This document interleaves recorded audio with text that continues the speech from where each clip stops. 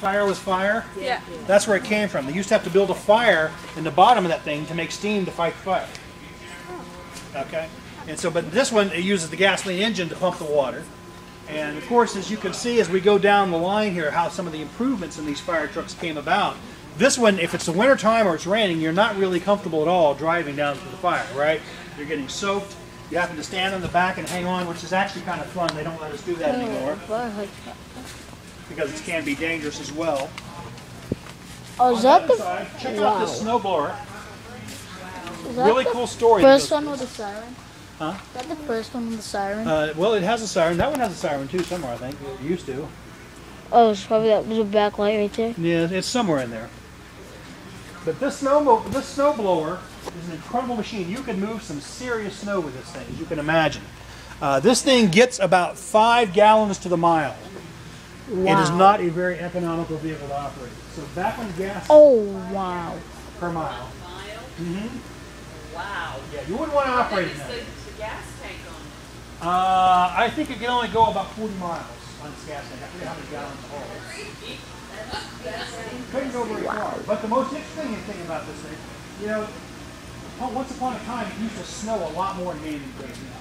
This past winter, where we had quite a bit of snow, a lot of these old timers tell me that kind of approach what an old-fashioned Maine winter used to be like, but it really wasn't. They tell stories of coming out of their second story of their window of their house to get out because there was so much snow they couldn't open the doors. So this thing could move some serious snow, and back when gas was cheap, they didn't care how much it used. And so when the guy first started using this thing, he's driving through the towns, plowing the roads, and he sees several people waving at him, doing all this, and he thinks, hey, they're happy with me, I'm doing a great job for them. And finally, about 10 miles into this, somebody got him to stop. And they found out that they weren't all that happy with him, because what was happening is there's this giant chute over here where the snow was coming out, and it was knocking out the second floor windows of all the houses he was going by, because the snow was coming out so fast and so much. It was shooting it way out and just busting out all these windows. And so it's a very powerful machine, and you really don't want to get caught up into it. But, I want it to can hear move it. some serious snow.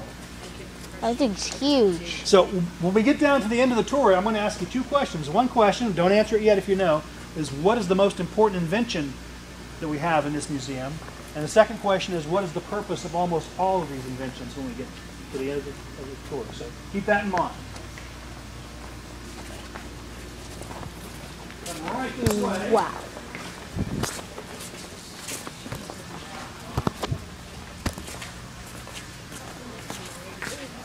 And if you look back on that side, you can start noticing some of the changes in the fire trucks. The controls look a little bit easier to operate.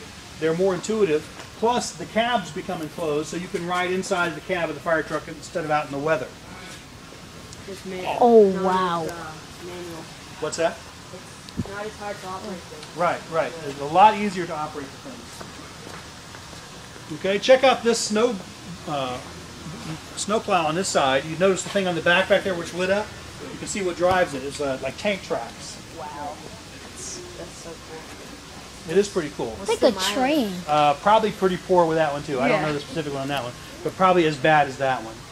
And this one took a whole crew of guys to operate. You had to have guys operating the levers on this side for these wing plows. You had to have somebody in the back operating the levers on that side. Nowadays, one guy sits in the cab of a truck and does all this with buttons and hydraulics. So you have a lot of technology to solve some of these problems for us. But this thing was used all the way up to 1969.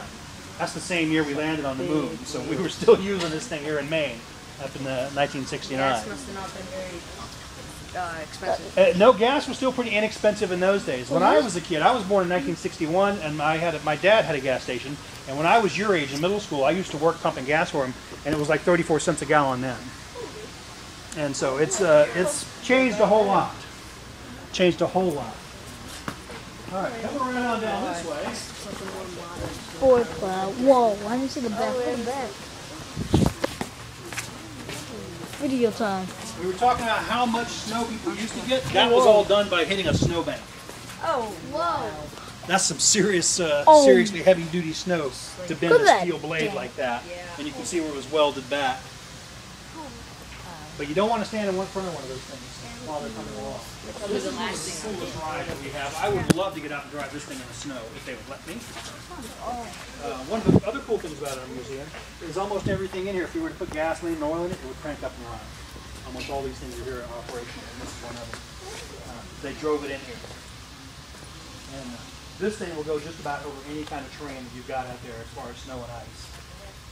And they used to use this for taking care of power lines. Nowadays, they use a helicopter that goes above them, and these guys sit on special platforms outside the helicopter to work on these power lines. But this is how they used to do it. They'd get in these things and ride down where there's no roads. Okay? Got to make a quick jaunt to the right here. There's a helicopter. There's your tree. I know. That thing's awesome. Come on down so you can hear me. Come in close. I'm loud, but I'm not that loud. So, before the advent, or what do you guys, when you go to travel somewhere today, what carries you there? Any ideas? A bus? What's in the bus that makes it work? Fuel. Well, gasoline Diesel. or diesel fuel. Engine. What kind of engine? An internal combustion engine. Right? That particular invention has changed things in our world more than you guys can possibly imagine. Who knows what was the primary power source before the internal combustion engine? Steam. And even before that, what was the primary power source? Coal? No. Coal was used to make steam. But what was the primary Wood. method of moving things and people? Horsepower. After that? Pressure. Horses. Horses. Okay, I am so Horses wrong. and oxen. Oxen for really heavy loads, and horses for most everything else, and for transportation. Okay? So nowadays, when your car breaks or something like that, you go to the mechanic shop and have it fixed, or you go to a car dealership. In the days of horses, you went to a harness shop, to a tack shop. And this is what all these tools were used for, because they make all the different attachments to be able to ride a horse or use them to pull something. Okay? They make the harnesses, the saddles, the stirrups, all these kinds of things with these tools. And it's really a dying art. There's not many people who know how to do this stuff nowadays. And if gas keeps going the way it is, you guys are going to have to figure out how to do it again. Because we're going to have to go back to horses. So, as time went on and people developed the steam engines to move things, they used for trains, they used to make tractors that were steam powered. These guys became really important. These are the blacksmiths who were the early mechanics of these kinds of things.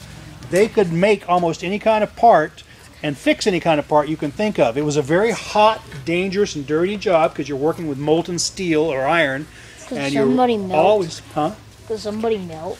Well, you wouldn't actually melt, but you'd burn yourself to death quite easily if you weren't careful. You know, it was a dangerous job. It really was. But these were some of the highest paid guys on the railroad, too, them and the engineers, because it was a very skilled job. You had to know exactly what you were doing. When somebody brought you a broken piece of metal and say, hey, I broke this on the train, I need a new one. And this guy would look at it and go, okay. And he would sit there and pound on stuff until he got the right part for you, the right size, dimensions, and the right strength. And then you could put it back on the train and run the train again. And these are all the types of tools that he used. Where he's standing right now would probably be about 150 degrees inside of a room. And it would be really uncomfortable. I mean, that's the type of job it was. Railroading was a really hard, dirty business in its early years. Some of the guys who work on the trains will still tell you it's hard and dirty. They have no idea.